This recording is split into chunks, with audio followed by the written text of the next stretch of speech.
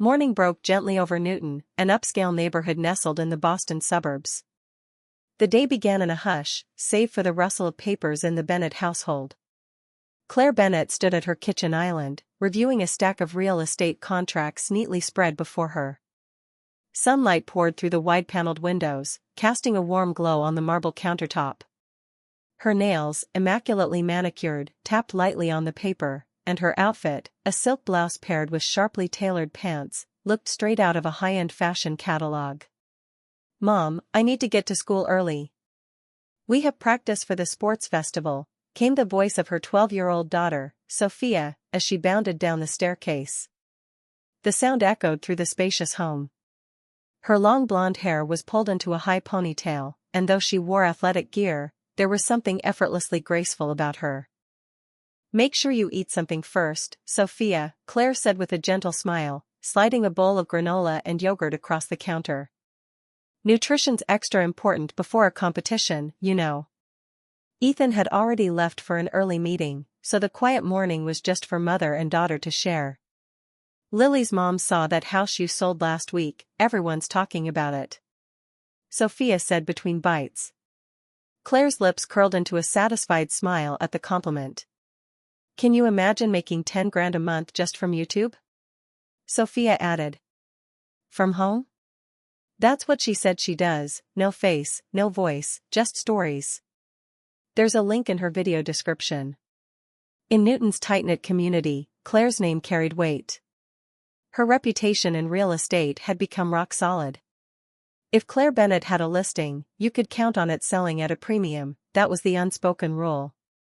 As their conversation continued, Claire's phone buzzed on the counter. She glanced at the screen and saw Mom flashing across it. Vivian was calling. "Good morning, Claire. How are the birthday plans coming along for Sophia?" came Vivian's voice, crisp and upbeat. "I ordered a special cake for her," Claire replied warmly.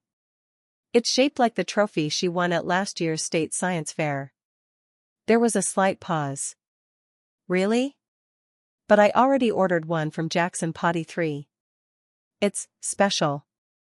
A child like Sophia deserves something unique." For Rachel's boy, Noah, a plain cake was fine, but Sophia? She's exceptional. Even over the phone, Vivian's tone carried its usual finality. A retired high school teacher, she had never quite given up the habit of ranking people, and unfortunately, that extended to her grandchildren. "Mother, please," Claire said gently, her voice tight with restraint. "Don't compare Noah and Sophia." "Is Rachel coming to the party, by the way?" Vivian asked. "I'm not sure," Claire replied. "I called her yesterday, but she said she was busy with work." Vivian sniffed disapprovingly. "It's just a part-time job, isn't it? If she had tried harder, like you did, she'd be in a better place by now." Claire let out a deep sigh, a flicker of frustration crossing her face. Her sister Rachel had chosen a very different road, dropping out of college, marrying young, then divorcing a few years later. Now, she was raising 13-year-old Noah on her own while working part-time as an admin at the local supermarket. After hanging up, Claire stood still for a moment, gazing out the kitchen window. Rachel's apartment wasn't far, just a 30-minute drive, in a neighborhood that had once been an industrial zone before its redevelopment. Claire had offered to help financially more than once, but Rachel always refused. Her pride was ironclad. She'd once told Claire she'd rather juggle 2 jobs than take a dime of charity. "Mom. Lily's mom is here." Sophia's voice snapped her back to the moment. Claire leaned down and kissed her daughter on the forehead. "Do your best today, sweetie. I can't wait to see your relay race." Once Sophia had left, the house grew quiet again. Claire picked up her phone and tried Rachel's number one more time. On the third ring, a tired voice answered. "Rachel, are you really not coming to Sophia's birthday?" Claire asked softly. "I'm sorry, Claire," Rachel said, her voice trailing off. "I couldn't get my shift changed." Claire could hear the weight behind those unfinished words. She knew what her sister was really saying. At family gatherings, Vivian had a habit of showering Sophia with praise, while Noah was often left to bear the brunt of her sharper comments. "You could try harder with Noah, I understand that," Rachel said, her voice taking on a firmer edge. "But I'll send something for Sophia." There was a pause, then a sharper promise, "Yes, of course. I'll make something special." After the call ended, Claire sat for a moment, her mind lingering on the bitterness that had crept into Rachel's voice. The two of them had once been inseparable as girls, partners in crime, sharing secrets and dreams. When had that closeness started to fracture? Probably after their father passed. Vivian had always shown clear favoritism, praising Claire while branding Rachel as the one who needed more effort. That unspoken hierarchy had quietly trickled down into the next generation, like an unwelcome inheritance. Later that evening, once Ethan returned from work, Claire brought up the final birthday arrangements. Her husband, always juggling meetings and deadlines as the head of an IT company, had carved out time to be fully present for Sophia's special day. "Isn't Rachel and Noah coming?" he asked, his brow furrowing slightly. "Sophia's been really looking forward to seeing him. She said she has to work," Claire replied carefully, choosing her words with precision. "And I think she's worried. Noah's grades haven't been great lately, and she doesn't want him getting another lecture from Mother." Ethan gave a slow, thoughtful nod. Vivian really should be more, he stopped mid-sentence, catching himself. Criticizing his mother-in-law, especially aloud, was usually not worth the fallout. That night, Claire curled up on the sofa in the living room, a photo album resting open in her lap. Her fingers brushed over an old snapshot, she and Rachel, arms draped around each other, laughing with carefree smiles that hadn't seen life's harder edges yet. And for a moment, Claire allowed herself to wonder, what if our roles were reversed? What if I were the one with the struggling child, constantly compared and overlooked? The thought brought a small but sharp pang of guilt. Maybe she had turned a blind eye for too long. The next afternoon, Claire's dining room had transformed into a celebration space. Colorful balloons floated near the ceiling, and a cheerful banner reading, "Happy Birthday, Sophia," stretched across the wall.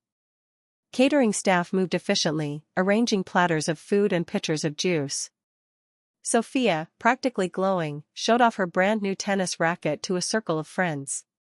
"The cake is ready," Claire called, signaling to Ethan to turn the music down in the next room. The house buzzed with chatter and laughter. More than 10 of Sophia's classmates had come, along with several neighborhood families. Near the table, Vivian stood tall and formal as always, stationed beside Sophia like a proud sentry. "My granddaughter won a gold medal at the district swimming competition this year," she boasted to anyone who would listen, flashing a tight smile. Then, the doorbell rang. Claire opened the door to find a delivery person holding a medium-sized box. "Package for Ms. Bennett." Her heart sank slightly when she spotted Rachel's name on the sender label. So, they weren't coming after all. Back in the kitchen, Claire opened the package. Inside was a small basket of homemade cookies, along with a folded card. "Happy birthday. Eat as many as you like," the message read in Rachel's familiar handwriting. Claire lifted one of the cookies, examining it closely. They were chocolate chip, but uneven in shape and a bit odd in color, too pale in places, too dark in others. She sniffed one. The usual sweetness of butter and sugar was there, but it was laced with something faintly off. A strange, musty undertone she couldn't quite place. "Is that from Rachel?" Vivian's voice pierced the quiet, her heels clicking across the tile. She peered over Claire's shoulder, eyeing the cookies with disapproval. "Humph. I suppose she couldn't even afford a proper cake. Homemade's cheaper, of course." "Mother," Claire said, her voice clipped. "Rachel's busy. No matter how busy she is, she should have come. You always go to Noah's birthday, don't you? Even with your schedule." Claire didn't reply right away. She sniffed the cookie again, a wave of doubt creeping in. Sophia had a swimming meet next week. What if something in these made her sick? "I'll just keep these in the kitchen," she said, setting the basket on the top shelf of a cabinet, out of sight. Back in the dining room, Sophia stood at the head of the table, radiant with excitement as her friends gathered around the cake. Camera flashes sparked like tiny stars. Then Vivian stood up, smoothing her blouse and clearing her throat. "Ladies and gentlemen," she said with the confidence of someone accustomed to holding a room, "may I have your attention, please? I'd like to say a few words about my wonderful granddaughter," Vivian announced, raising her glass with a proud gleam in her eye. Claire forced a smile, though inside, irritation stirred. She knew what was coming. Vivian launched into a detailed account of Sophia's most recent report card, her swimming medals, and, of course, her victory at the state science competition, all accomplishments subtly attributed to Claire's parenting. "It's clear my daughter is an exceptional mother," she said, lifting her chin. "Parenting is a talent, really. Funny, isn't it? Two sisters raised in the same home, yet the results are so different." The comment landed like a dart. Claire's smile faltered. She recognized the jab. It wasn't meant for her, but for Rachel. Without missing a beat, she stood up and cut in, her voice just a shade too loud. "Let's cut the cake." After the party ended and the last guest had trickled out into the night, Claire stood in the kitchen, sipping a well-earned glass of wine. The room still smelled faintly of frosting and party food. She picked up her phone and called her sister. "Thank you for the cookies, Rachel," she said, a soft warmth in her voice. Sophia was thrilled. That was a lie, she hadn't even mentioned the cookies to her daughter. "Good. I'm glad," Rachel replied. Her tone was flat, distant. "How was Mother?" she asked after a pause. "The usual," Claire said truthfully. "Mostly talked about Sophia. Her grades, her sports stuff." Silence settled on the line. Claire tried to fill it. "How's Noah?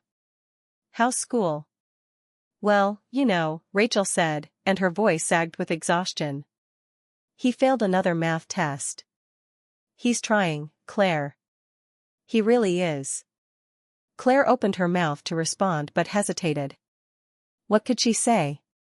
How could she explain the unfairness, the way Sophia was showered with praise for every win, while Noah was quietly judged for every struggle? "If there's anything I can do to help, I'm fine," Rachel cut in sharply. "I don't need your sympathy." The call ended abruptly. Claire stared at the phone in her hand for a moment, then turned to the shelf where the cookies still sat. She couldn't bring herself to throw them out. Instead, she placed them gently into a container and tucked it behind some leftovers in the fridge, like a memory she wasn't ready to confront. The next day, while Claire was sorting through contracts in her real estate office, her phone rang again. This time, it was her mother. "Claire, did you hear? Rachel's boy failed another math test," Vivian said, her tone laced with what Claire could only describe as smugness. She gripped the phone tighter. "Mother, please don't talk like that." "I'm just stating facts," Vivian replied breezily. "Unlike your Sophia, that boy, enough." Claire's voice rose, louder than she intended. "Stop comparing Noah and Sophia. They're children, not trophies."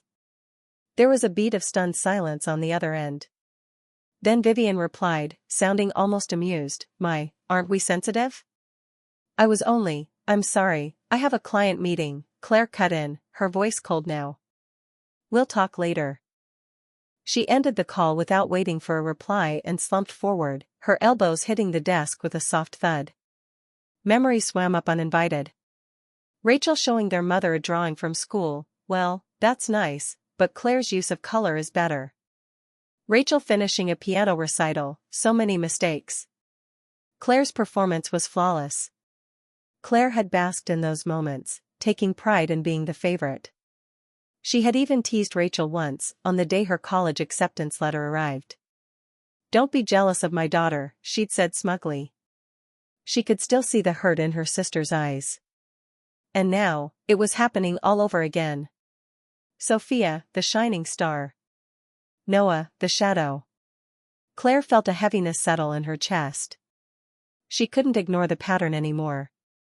It was time to face it. On her way home that evening, she made a detour. Near Rachel's apartment, she pulled into the parking lot of the local supermarket. It was the time Rachel should have been on shift, but Claire didn't spot her. Instead, at one of the registers, she noticed a familiar figure, Noah. He was bagging groceries, moving quickly and quietly, helping customers with a tired sort of grace. He had grown, taller and leaner than she remembered. And though still a child, there was something older in his eyes, something far too weary for 13. Claire stayed back, hidden by a column of sale signs, simply watching him. A quiet ache crept into her heart. 3 days later, Claire sat in her home office, immersed in contract revisions. Outside, soft autumn rain traced lines across the windowpane, and from the living room, she could hear Sophia practicing piano, notes rising and falling like a gentle current. As she reached for her coffee, her phone buzzed. The caller ID read Rachel. Claire blinked, surprised. Rachel rarely called unless it was important. She answered immediately. "Hello, Rachel?" Her sister's voice came through sounding cheerful. Unusually so. "Claire," she said. "I've got a question for you." Claire straightened in her chair. "Sure. What is it?" There was a pause. On the other end, she could hear Rachel's breath, steady but nervous, as if she were bracing herself for something big. "So, did anyone eat the cookies?" Rachel's voice came through the phone, unnervingly casual but threaded with something brittle. Claire glanced down at the drawer of her desk, where she'd tucked away a photo she'd taken that morning, an image of the cookies, still tucked behind a tub of butter in the fridge. Something about their lumpy shape and off-coloring had unsettled her enough to document them without thinking. "Oh, you mean your cookies?" Claire replied, keeping her tone airy, feigning casual disinterest. "Yes." "Did Sophia like them?" Rachel asked, but there was a stiffness in her voice, an edge of tension she wasn't quite masking. In that moment, Claire made a decision. She stood up and walked slowly to the window, her voice shifting to something softer, more deliberate. "Actually, your son came by earlier. He ate them all." Silence clung to the line for a second. Then, like a whip crack, Rachel's voice broke through. "Noah?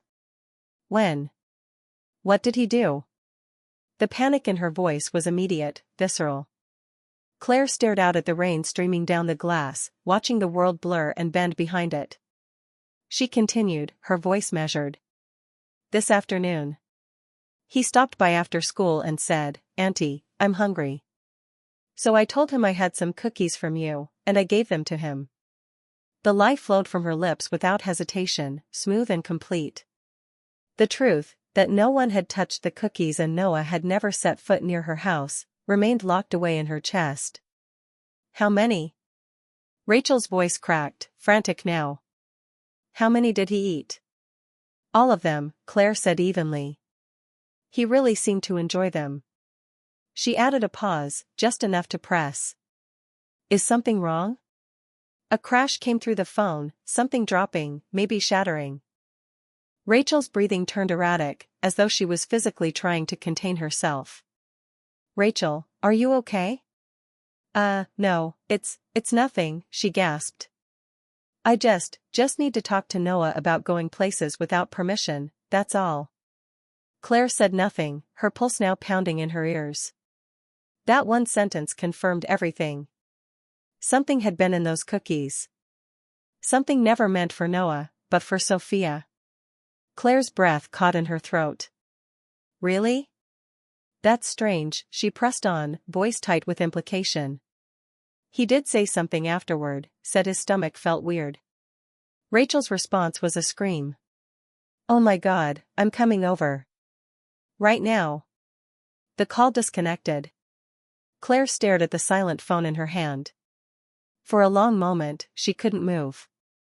The full weight of what she had just done, and what her sister might have intended, settled over her like wet cement. She raced into the living room. Sophia was still at the piano, her small hands dancing through Chopin's Nocturne without a single stumble. The melody floated gently through the house, a stark contrast to the storm brewing inside Claire's chest. "Sophia," she said, her voice soft but firm. "Can I have a word?" Her daughter paused and turned, blinking. What is it, Mom? Aunt Rachel's coming over, Claire said, kneeling beside her. There's a little issue with Noah. Sophia tilted her head. Noah? He hasn't been at school. I heard he had a cold. Claire studied her daughter's face, so bright, so untouched by the sharp edges of family wounds. Despite being cousins, Sophia and Noah barely knew each other. At gatherings, they'd exchanged polite hellos, but never bonded. I need to ask you a favor, Claire said gently. When Aunt Rachel arrives, can you go upstairs and do your homework? Just give us some time to talk, okay? Sophia looked puzzled but nodded. Okay. But, is Noah all right? Claire hesitated. I don't know, she admitted quietly. That's why we need to talk. Once Sophia went upstairs, Claire moved with intention. She opened the refrigerator, pulled out the plastic container, and laid the cookies out on the dining table, 6 of them, untouched, still radiating their quiet unease. She sat and waited. Outside, the rain picked up, tapping the windows with rising intensity. It filled the silence with a constant rhythm as memories filtered through her mind, backyard games, giggling fits, the 2 of them switching outfits to confuse their mom. And then, the distance. The years of unspoken jealousy. The sting in Rachel's eyes every time Vivian sang Claire's praises.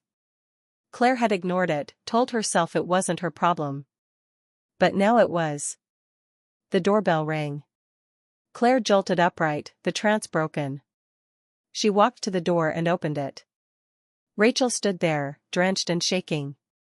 Her eyes were wide with fear, her face pale as if she'd seen a ghost. Where's Noah? She demanded. Is he all right? We need to take him to the hospital. Rachel's voice was rising into full-blown panic. Calm down, Rachel, Claire said softly, her tone steady. Rachel froze mid-step, confusion painting her face. What do you mean? You just said, I lied, Claire interrupted gently. Noah never came here. And no one ate the cookies. Rachel's expression flickered, first relief, then something darker. Anger, shame, until finally, her face crumpled, and tears began to roll down her cheeks. How could you? She whispered, voice barely holding together. Come with me, Claire said, guiding her by the arm into the dining room. She gestured to the container still sitting on the table. Not a single one's been touched. Rachel stared at the cookies, their lopsided shape sitting silently between them. She sank into a chair and buried her face in her hands, her shoulders heaving as silent sobs overtook her. Claire sat beside her, eyes fixed on the table. Rachel, she said gently, what did you put in them? There was no answer at first. Just the rain tapping at the windows, steady and relentless. Finally, Rachel looked up, her face blotchy and streaked with tears. What was I trying to do? She said, her voice raw and small, as if she didn't know herself. Tell me, Claire coaxed, not unkindly. What's in the cookies? Laxatives, Rachel confessed, the word catching in her throat. Strong ones. But only a little. Not dangerous. Just enough that Sophia would. She didn't finish the sentence, but Claire understood. She didn't need to hear the words miss the competition. I'm sorry, Rachel sobbed. I'm so sorry. What was I thinking? Claire placed a hand gently on her sister's trembling shoulder. She should have been furious. There was no reason, no justification, for what Rachel had done. And yet, beneath the shock, Claire felt something else entirely. Sadness. Why? She asked quietly. Rachel met her gaze, eyes red and overflowing, and suddenly Claire saw not the adult in front of her, but the hurt little girl who had once lived in her shadow. Because our mother praises Sophia and tears down Noah, Rachel said, voice shaky but firming. Just like she used to do with us. You were always the one she held up, and I was always the one who needed to do better. She paused, her breath hitching. Every time Sophia gets praised, it's like another reminder of how much Noah is failing.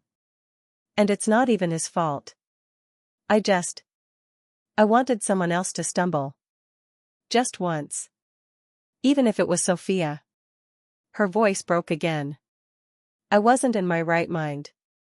Claire said nothing at first. Her chest was tight with so many emotions she couldn't name them all. Shock. Sadness. Guilt. And somewhere, yes, understanding. I share some of the blame, she said softly. I've ignored this for years. I thought the way Mother treats Noah was just how she is. I let it slide. I let you carry it alone. It was a painful truth neither of them had spoken before. But now, with the rain as witness and the cookies untouched on the table, it sat between them like a confession years overdue. Rachel still had her hands over her face, her body shaking. Claire stood and moved quietly to the kitchen. The kettle was already full, so she set it to boil, her motion slow, automatic. Inside, a tangle of emotion churned, anger, yes, but tangled with a deep grief for everything her sister had been carrying. How do you forgive someone who tried to harm your child? But how do you hate someone who has been drowning for so long? She poured the water, made 2 mugs of tea, and returned to the table, placing one gently in front of Rachel. Why did you call me? She asked softly. Rachel looked up, her eyes glassy. Because I regretted it. The moment I mailed those cookies, I knew it was wrong. I wanted to call you a dozen times but couldn't. She swallowed hard. I was hoping no one had eaten them yet. I was going to warn you, I swear. But when you said Noah had eaten them, I panicked. I thought my plan had hurt someone else instead. She broke down again. What kind of mother does that make me? I should be protecting him, not dragging him into this mess. Claire reached across the table and took her hand. It was icy cold and still trembling. Rachel, she asked gently, how's Noah? Really? For a long moment, her sister didn't speak. Then she exhaled. He's struggling, she admitted. At school, he's constantly ridiculed. The teachers call him a failure in front of the class. And being Sophia's cousin? That just makes it worse. Her voice turned bitter. They say, why can't you be more like her? And at home, it's not much better. Mother's always saying, Sophia wins gold medals. Why can't you work hard like she does? Claire frowned, her fingers tightening slightly around her mug. I had no idea things were that bad, she said. He's really trying, Rachel replied, her voice gaining strength. He stays up late studying almost every night. But the results just don't show. And since last year, he's been saying he doesn't want to go to school at all. A sharp ache tightened in Claire's chest. She had never wanted to admit it, not even to herself, but her daughter's achievements had cast a long shadow over her nephew. And Noah was quietly being crushed under the weight of it. Rachel hesitated, then pressed on. I should be happy for you, Claire. For everything. But I'm not. I'm jealous. You have this beautiful house, a successful husband, a brilliant daughter. Just because my life looks perfect, Claire interrupted quietly, doesn't mean it is. Rachel blinked, caught off guard. Ethan and we barely talk anymore. When we do, it's just about bills, errands, Sophia's schedule. His company consumes everything else. And Sophia? The pressure on her is enormous. Rachel's eyes widened slightly. She's expected to be perfect, Claire continued, her voice trembling now. Not just by me, by Mother too. Last week, she cried for hours over one wrong answer on a math test. She was terrified about what Grandma would say.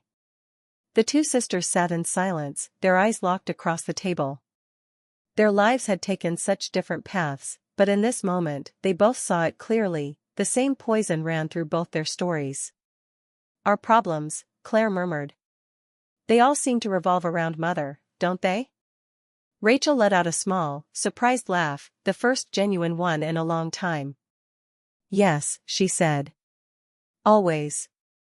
Claire stood up and reached for the container of cookies still sitting between them. We don't need these anymore. She walked into the kitchen and dropped the cookies into the trash. Rachel watched her silently, eyes glistening. "How can you forgive me?" she asked softly. "After what I tried to do?" "Forgiveness isn't something I can just hand over right away," Claire replied honestly, returning to the table. "But I can start by trying to understand. And maybe it's time we stop pretending this family isn't sick in places." Rachel's voice was small. "How? How do we even start?" "I'm going to make an effort with Noah," Claire said slowly, choosing her words with care. "I want to know who he really is, help him find what he's good at. And I'll encourage Sophia to connect with him more." She took a breath. "And with Mother, we need to talk to her. Honestly. About the damage her words have caused. About how she treats the kids." Rachel looked anxious. "Do you think she'll listen?" "I don't know," Claire admitted. "But if we don't say anything, nothing will change." Just then, the sound of footsteps broke the moment. Sophia appeared at the bottom of the stairs, looking a little shy. "Sorry, Mom," she said. "I finished my homework." She noticed Rachel and gave a hesitant smile. "Hi, Aunt Rachel." Rachel straightened up, suddenly uneasy under Sophia's gaze. Facing the very person she had nearly harmed left her rattled. "Hello, Sophia," she said, managing a weak smile. "Happy birthday." "Sorry I'm late." "Thank you," Sophia replied warmly. "And Mom said you sent cookies too, right?" Rachel faltered, unsure how to respond. But Claire stepped in smoothly. "She did," she said. "But they got broken during delivery, so we couldn't serve them." "Oh, that's okay," Sophia said, brushing it off. "How's Noah?" "I haven't seen him at school lately." Rachel blinked. "You've been thinking about Noah?" "Yes," Sophia said simply. "We sometimes meet in the library. He knows a lot about history. Last week he helped me with my report." Claire and Rachel exchanged stunned glances. Neither of them had known. Sophia continued, "He's really smart. And funny, too. Did you know he collects old coins?" "You know about his collection?" Rachel asked, her voice soft with disbelief. "Of course," Sophia said brightly. "It's amazing. Especially that, what's it called? The Morgan dollar?" Rachel's lips parted. "Yes," she said, barely above a whisper. "That's it." Sophia grinned. "He really knows his stuff." In that moment, something shifted. The air between them felt lighter. Brighter. There, in the unexpected connection between their children, was a quiet glimmer of hope. Claire smiled. "Sophia," she said, a thought blooming in her mind, "how about we invite Noah over for lunch this Saturday?" Sophia's face lit up. "Yes. That'd be great. I want to show him my new game, and he said he'd tell me more about his coin collection." Rachel looked stunned. "You want to invite him?" "Of course," Sophia said matter-of-factly, as if it had never been a question. Claire turned to her sister. "We'll be expecting you on Saturday." Rachel's eyes filled again, not with fear or guilt this time, but something softer. Something healing. "Let's take a new step forward," Claire said, her voice steady. "As a family." Rachel nodded, unable to speak through the tears that spilled over once more. But this time, the tears in Rachel's eyes were different. Not from guilt, shame, or pain, but from something gentler. Something like healing. Early summer sunlight bathed Claire's backyard in a soft, golden glow. Smoke rose from the barbecue grill, drifting lazily on the breeze. On the deck, Ethan and Noah stood side by side, focused on grilling meat, their conversation easy and unhurried. Nearby, Sophia crouched by the rose bushes, carefully capturing photos of the blooming petals with her new camera, a birthday gift she now carried everywhere. "Here you go," Rachel said, handing Claire a glass of lemonade. They sat together on the garden bench, shoulder to shoulder, quietly admiring the scene unfolding before them. So much had changed since that rainy afternoon 6 months ago. I'm really glad Noah's photo exhibition was such a success, Claire said with a soft smile. Rachel nodded, her eyes following her son across the yard. Joining the photography club changed everything. It's like he finally found something that's his. His teacher even said, I never knew he had this kind of eye. Everyone needs something of their own, Claire said thoughtfully. It looks like Sophia's picked up an interest in photography too. And it was true, the shift that had started with one Saturday lunch had quietly spread, reshaping the rhythm of the entire family. Claire had recognized Noah's gift early on and surprised him with his first digital camera. Sophia, in turn, had learned new ways of seeing the world through her cousin's lens, and she had helped Noah build more structured study habits. They had, in their own way, become each other's balance. Don't you think Mother's changed lately? Rachel asked in a low voice. Claire sipped her lemonade and nodded. Yes. I was stunned when she came to the exhibition and said such kind things. Getting Vivian to shift hadn't come easily. That night, when the sisters confronted her about the subtle but harmful favoritism she'd carried for years, the air had been thick with tension. Vivian had pushed back at first, stubborn, as always. But as Noah's talent became undeniable, something in her began to soften. We're starting to find balance, aren't we? Claire said. Rachel narrowed her eyes at the sunlight. Not perfect, she murmured. There's no such thing as perfect, Claire said, laughing gently. Even my so-called perfect family? Just a polished illusion. Now, the sisters had grown to truly value the time they spent together. Once a month, they met for breakfast, just the two of them, to swap memories from childhood, vent about motherhood, or sit in companionable silence. And Rachel? She'd landed a new job, more stable than before, working in the admin office of a local art college, thanks to a nudge from Claire. Mom, look. Sophia trotted over, holding out her camera. I took this using the composition Noah taught me. Claire leaned in to admire the image on the screen, a crisp, elegant shot of a single rose, perfectly framed. That's beautiful, sweetheart. She turned toward the garden. Thank you, Noah, she called. From the grill, Noah looked up, a little shy but clearly pleased. He gave a small wave.